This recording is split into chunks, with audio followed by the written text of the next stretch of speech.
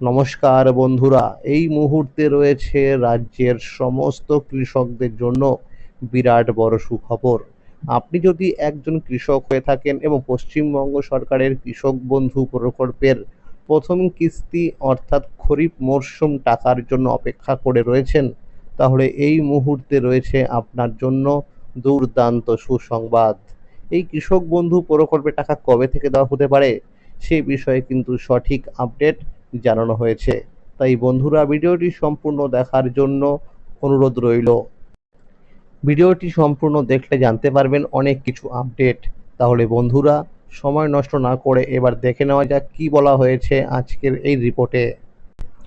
এই মুহূর্তে রাজ্যের অসংখ্য কৃষক অধীর আগ্রহে অপেক্ষা করে আছেন কৃষক বন্ধু প্রকল্পের প্রথম কিস্তির টাকার জন্য। বিগত বছরের দিকে তাকালে দেখা যায় এই টাকার নির্দিষ্ট কোনো স্থায়ী তারিখ নেই। প্রতি বছর আলাদা আলাদা সময় টাকা দেওয়া হয়েছিল। 2021 সালে 17 জুন, 2022 সালে 27শে জুন, 2023 সালে ভোটের কারণে অনেক আগেই 26শে এপ্রিল, 2024 সালে 12ই জুন এবং 2025 সালে 29শে জুলাই টাকা দেওয়া হয়েছিল।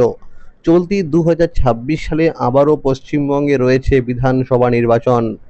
গত 15ই মার্চ নির্বাচনের দিনক্ষণ ঘোষণা করা হয়েছে এবং এপ্রিল মাসের 23 ও 29 তারিখে ভোট গ্রহণ হবে।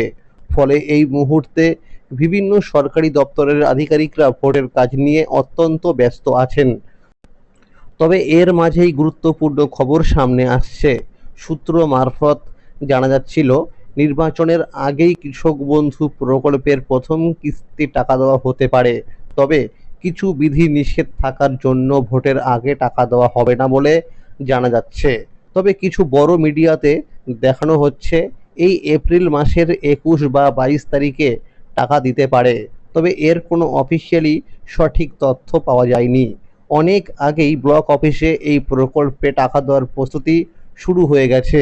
কৃষি অফিসে গেলে বলা হচ্ছে ভোটের পরে সমস্ত কাজ আবার শুরু হবে। যারা নতুন করে আবেদন করতে চায় বা যারা নতুন জমির পরিমাণ যুক্ত করতে চায় তারা ভোটের পরে কৃষি অফিসে গিয়ে কাজ করতে পারবে। পুরনো কৃষকদের ক্ষেত্রে অনেক সময় ডিডিএ অ্যাপ্রুভ ধাপটি না এসে সরাসরি অ্যাকাউন্ট ভ্যালিড হয়ে যায়, কিন্তু নতুন কৃষকদের ক্ষেত্রে প্রথমে ডিডিএ অ্যাপ্রুভ এবং তারপর অ্যাকাউন্ট ভ্যালিড দেখা যায়। তাই স্বাভাবিকভাবেই পুরনো কৃষকরা নতুনদের তুলনায় একটু আগেই টাকা পেতে পারেন। সাম্প্রতিক বিভিন্ন রিপোর্ট অনুযায়ী জানা যাচ্ছে মে মাসে টাকা দেওয়া শুরু হতে পারে। ইতিমধ্যেই অনেক কৃষকের স্ট্যাটাসে এডিএ আপলোডেড চলে এসেছে বলে জানা যাচ্ছে। সমীক্ষা অনুযায়ী জানা গেছে রাজ্যের বেশ কিছু জেলায় আগে টাকা দেওয়া হতে পারে।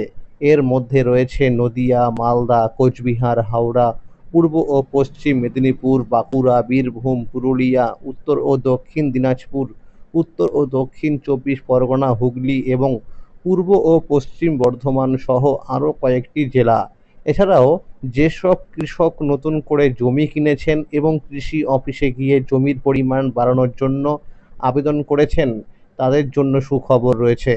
যদি এখন স্ট্যাটাসে নতুন জমির পরিমাণ আপডেট হয়ে থাকে তাহলে সেই অনুযায়ী অতিরিক্ত টাকাও পাওয়া যাবে। তবে কিছু গুরুত্বপূর্ণ বিষয় খেয়াল রাখতে হবে।